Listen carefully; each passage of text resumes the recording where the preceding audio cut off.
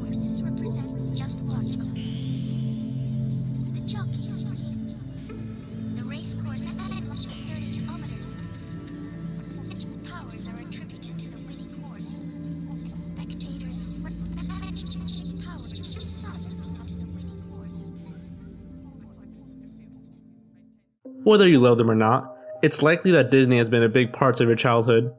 From their memorable 2D movies to their critically acclaimed 3D films with Pixar, a ton of theories have been brought up trying to explain aspects of the Disney universe, some of which are just too compelling to ignore. So today, we're going to count down the most interesting Disney conspiracy theories. Keep in mind that we didn't come up with any of these theories, they're just theories and nothing more. Also, we're going to be sticking to just Disney and Pixar films. With that being said, hold on to your childhoods. This is the top 20 Disney movies theories.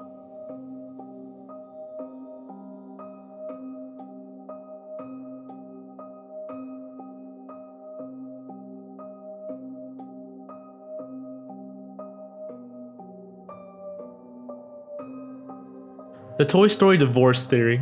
This theory by Jess Nevins explains that Andy's parents are going through a divorce during the first Toy Story movie.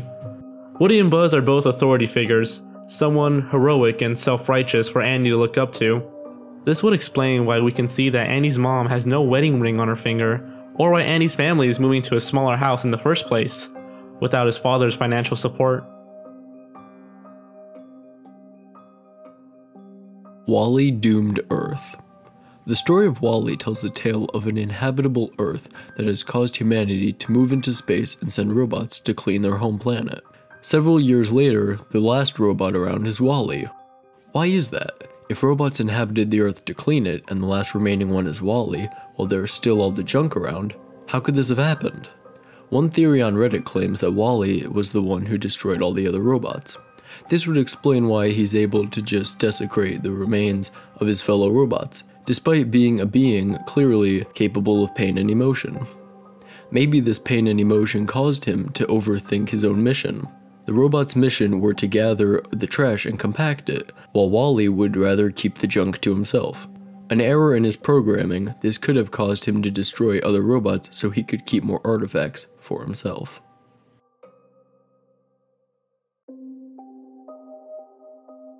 The life of Cars. Many theories have been brought up trying to answer some of the questions of the Cars universe and how it works. For example, do cars grow up?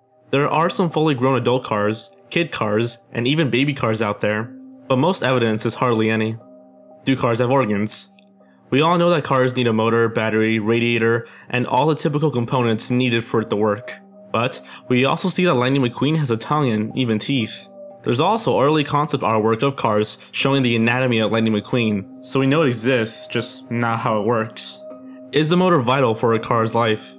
In a deleted scene, we see Lightning McQueen getting a motor transplant into a steamroller so he can repair the street. Some theorists see this as evidence for the motor being either the brain or the heart of the car's body and is necessary for the car to live. When does Aladdin take place? There's a theory floating around that Aladdin actually takes place in the future. Evidence includes a scene where the genie calls Aladdin's clothes so 3rd century. For a genie that was supposedly locked up in the lamp for 10,000 years, there's no way he could know what the 3rd century was like. The genie is also aware of modern pop culture references, like being able to pull off a Jack Nicholson impression. One could say that this is just the genie being silly and nothing to take too seriously. But for Disney movies, pop culture references are very uncommon. Most of their films are very modern and timeless. Jane and Belle. In Tarzan, there's a scene where the characters are drumming on the same set of pots from Beauty and the Beast. Some say it's just an Easter egg, but it's always fun to speculate. The theory is that the tea set was handed down from generation to generation because Jane from Tarzan and Belle from Beauty and the Beast are related. This would explain their similar features, similar dresses, similar interest in animalistic men, and their interest in helping these men become more proper and civilized. Monsters Inc. and the Bubonic Plague. In Monsters Inc., the world is inhabited entirely by monsters who use the screams of children as renewable energy. The only problem is that the monsters believe that humans are entirely toxic, and are actually more afraid of them than the children are of the monsters. But why would monsters think that of humans in the first place? Remember that one scene where there was a human sock found on that one monster's fur?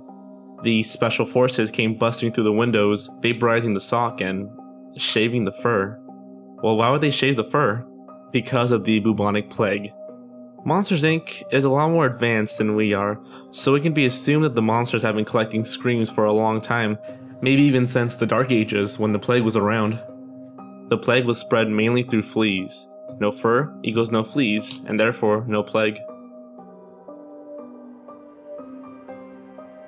Aladdin, the Genie and the Merchant. In the beginning of Aladdin, we see a lonely merchant roaming through the desert who will tell us the story of Aladdin's magic lamp.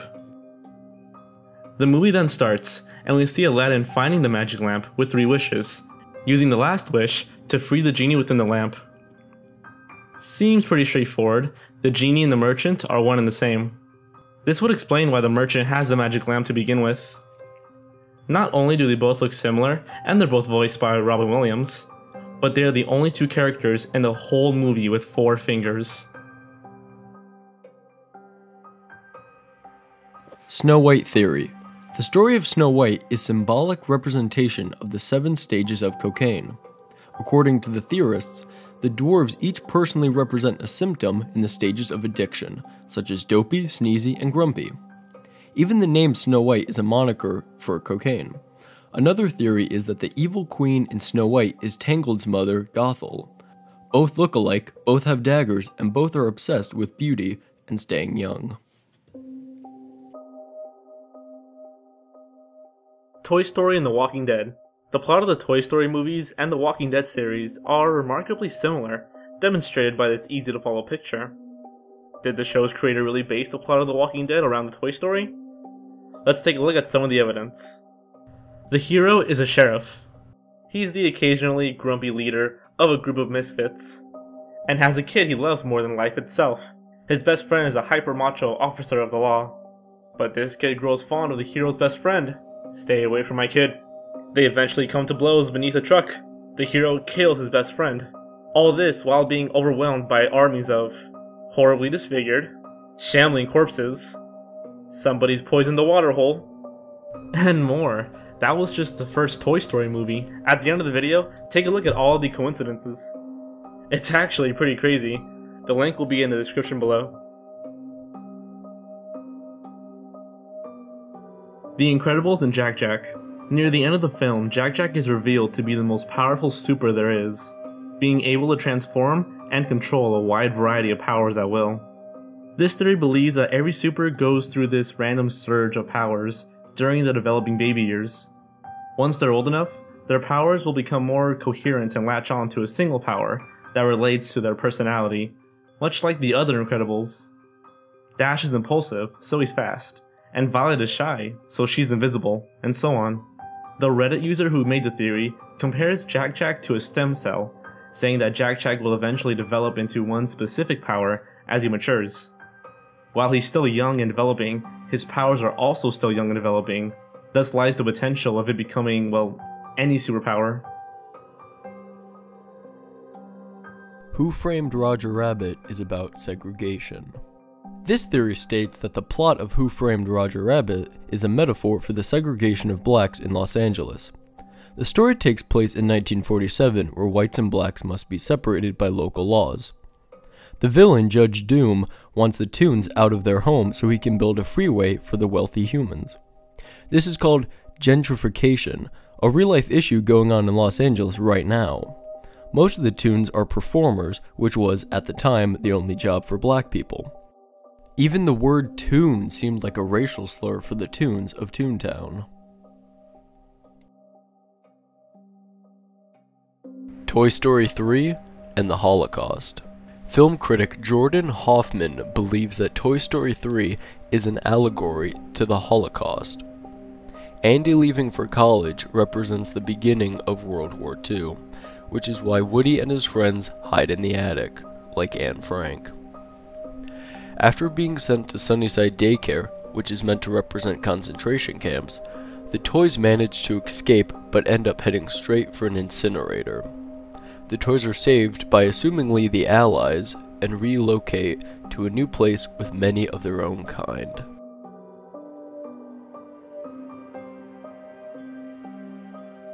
Andy's mom owned Jessie. In Toy Story 2, we learned that Jessie was once owned by a girl named Emily, but once she started getting older, she gave Jessie away. During Jessie's flashback of Emily, we see a red cowboy hat on her bed.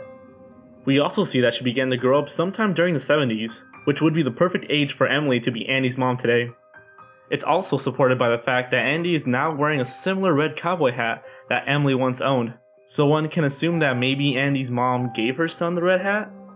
And it just so happens that Jessie is back with Emily and her son, Andy. The Frozen Theory. One of the most popular Disney theories is that Frozen, Tangled, and The Little Mermaid are all connected.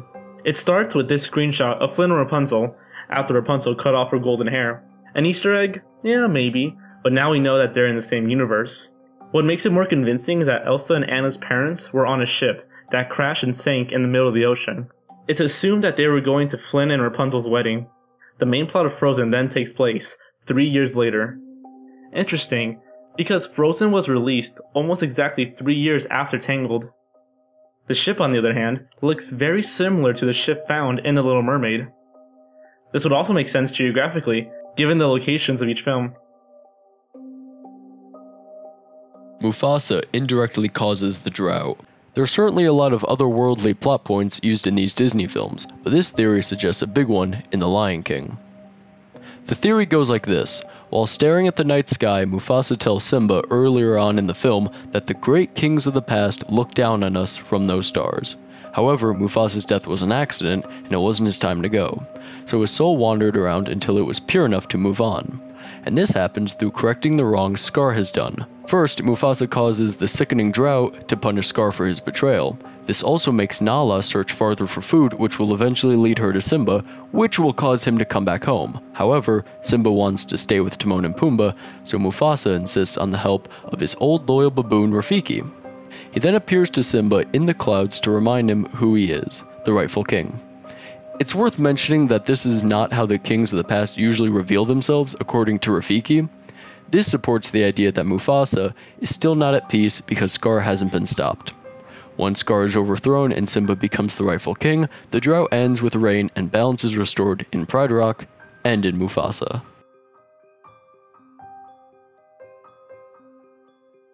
The Finding Nemo Theory. The entire movie is an allegory of Marlin's journey through the 5 stages of grief after the tragic loss of his family, including Nemo. Finding Nemo is in fact the tale of a psychologically damaged clownfish who must go on a personal journey as he tries to overcome the pain and fear caused by the loss of his family, says Soren Ho, the creator of this theory. After his tragic loss, the emotional baggage became too much for Marlin, believing that the whole thing was not a freak accident, but rather his own fault. The sharks help him realize that even things that appear to be threats may not be, so worrying about every little possible danger is cumbersome. The sea turtles help him realize that he can't be expected to remain in control of every aspect of life. Dory's short-term memory loss requires her to live moment to moment, thus teaching Marlin that he's been holding on to the memory of his loss for far too long, and he must move on. Up is imaginary. A Pinterest user proposed that Carl from the movie Up actually died in his sleep after hearing that he had to leave his house. The entire movie symbolizes his journey into the afterlife and towards heaven. Paradise Falls represents heaven, where Carl and Ellie will be happy once again together. Russell is his guardian angel, trying to help a senior citizen in any way so he can receive his final badge, or his wings. Some theorists even believe that Russell represents the child Carl and Ellie always wanted but never could have. His house represents his attachment to the physical world, a sort of purgatory. He's not in heaven yet, but he's ready to leave and see Ellie once a certain mission is done.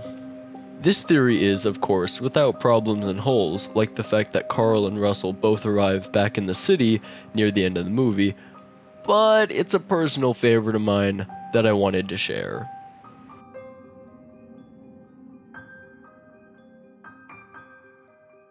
Disney mothers. Parents have never been a central part of most Disney stories, either being killed off or just not important. Some mothers are even seen as the evil queen, in comparison to the pure of heart princess. Well, why is that? Disney producer Don Hahn has his two theories on why there are rarely any parents in Disney stories. One theory simply says that Disney movies are about growing up and accepting responsibility. In a 90-minute movie, there just might not be room for parents. Another theory has to do with Walt Disney's past. In the early 1940s, Walt Disney was able to live every kid's dream and buy his parents a house. However, there was a leaked furnace in the house, and his mother soon died from it. His father became ill and was rushed to the hospital. Walt Disney felt personally responsible for the death of his own parents, and this could influence his movies onwards. The Disney theory. Disney movies are full of little hints and Easter eggs to past Disney films, as if the creators want us to believe that they exist in the same universe. This long theory explains that 30 of Disney's own most popular movies exist in the same universe, such as The Princess and the Frog, Lilo and Stitch, Aladdin, and many others. I won't go too much into detail, as it is a rather long theory, but for a taste of it, the beginning of the Disney timeline starts with The Lion King, followed by Hercules, and then The Hunchback of Notre Dame. While the theory is based mostly on just Easter eggs and is a lot more linear than the Pixar theory, it's still a fascinating read that I definitely recommend. The Pixar theory. In what has to be one of the biggest Disney conspiracy theories, the Pixar theory is one that has actually been around for a long time. Up until Cars, people like to speculate that all the Pixar movies released at the time took place in the same universe, just at different places with different species, such as toys, bugs, fish, and monsters in another world. But then Cars came along and kinda messed that theory up, since we didn't have talking cars in Toy Story or The Incredibles. Since then, the Pixar theory has been in works, trying to find a way to connect all these stories together through a timeline. In 2013, John Negroni wrote The Pixar Theory, and it basically goes like this. First in Brave, where the magic to make animals and inanimate objects behave like humans is introduced. The witch in Brave is supposedly Boo from Monsters, Inc., trying to create magic to find Sully after the ending of Monsters, Inc. Next is The Incredibles. Superheroes exist to maintain order, but Syndrome creates large machines that can think on their own and decide to destroy their only threat, supers. Next is Toy Story. The first sign of life in toys is introduced. They need humans to survive. Then, Toy Story 2 happens. The toys discover it's dangerous to be isolated from humans for too long. Next is Finding Nemo. Fish are incredibly advanced and humans are polluting the earth. More human characteristics in animals. Ratatouille is next. Remy displays more human characteristics and is able to control Linguini. His rat clan do not approve of interacting with humans. Toy Story 3 happens. Carl and Ellie write to Andy telling him to get rid of his toys because they're aware of the animosity between toys and humans. Lotso even hates humans. He begins to lead a world of his own within the daycare. Up is next, where Carl is forced to move out because a company, B&L, is expanding. They're the ones responsible for the pollution of Earth. This leads to Cars and Cars 2. The events of Up and the rise of B&L leads to a war between man, animals, and machines. Animals won, but the machines helped the humans by sending them to space. Pollution rapidly increases. 1,000 years later, Earth is inhabitable, but WALL-E manages to bring life back into Earth in the movie WALL-E. During the credits, we see a small plant growing in a shoe. The plant eventually grows into a mighty tree seen in A Bug's Life. No sign of humans at all, and the animals become the dominant species. Animals eventually evolve into monsters in the events of Monsters University and Monsters, Inc. takes place. Monsters and machines begin to realize that they need humans to live, so they travel around the world to collect human screams for energy. This leads us back to Boo.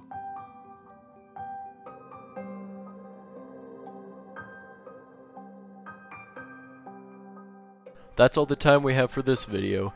Thanks for watching. If you enjoyed this, please give this video a thumbs up and subscribe to George's channel. You can check out my videos at youtube.com/authentic. But you know, like, no pressure, you don't have to, but I'd appreciate it.